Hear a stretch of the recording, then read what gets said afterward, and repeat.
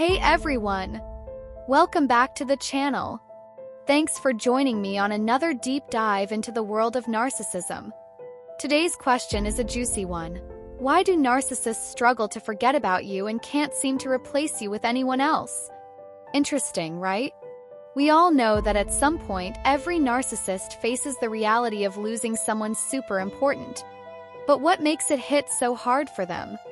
When they lose that person, it leaves a huge gap, and let me tell you, it's not just anyone that can fill it. Feels like their whole world falls apart, and suddenly they realize that you were way more than just a person in their life. They try to act cool, like it doesn't bother them, but deep down, they're freaking out. They start asking themselves, can I really find someone else to fill this spot? Were they really the only person who got me? So here's the deal. Narcissists pick people very carefully. They want certain things, like someone who can handle their emotional drama or boost their ego when needed. But when they lose that person, that's when things get interesting. Especially when the person they lost starts to see their own worth and walks away from the toxic cycle. Or when the narcissist thinks they can just upgrade to someone better. What happens next is where it gets tricky for them. Normally, narcissists are all about themselves, right? But when they lose someone significant, they suddenly start reflecting. Yes, they actually stop to think about their actions.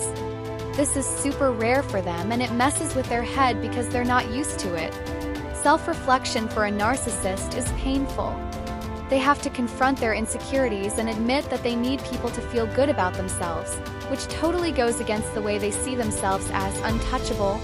Plus, the idea of never finding someone else who can give them that same emotional support, that freaks them out even more.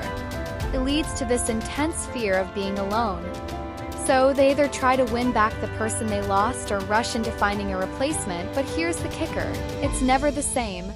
Some narcissists might realize early on that they messed up, while others jump from one relationship to another, not understanding why it's never as good as it was with you. But do they really love you? That's where it gets complicated. Narcissists don't experience love the way most people do.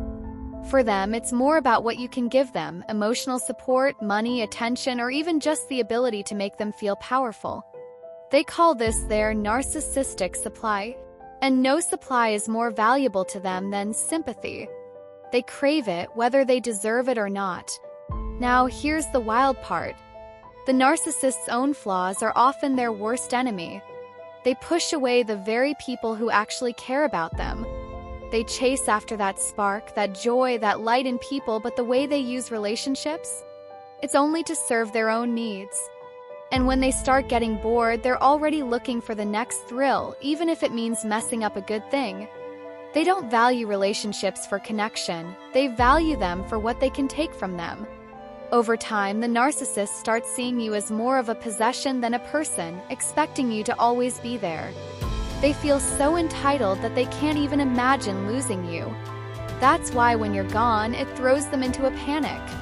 They lose control, and you know what? They can spiral. Some might turn to unhealthy behaviors to cope, like drugs, meaningless relationships, or even relying heavily on other people just to fill the emptiness. In extreme cases, they might even end up seeing a psychiatrist to try and sort out their lives. But no matter what happens, you are stuck in their mind. Even when they move on to new people, they can't forget about you. You were too important in their world, and nobody else ever quite measures up.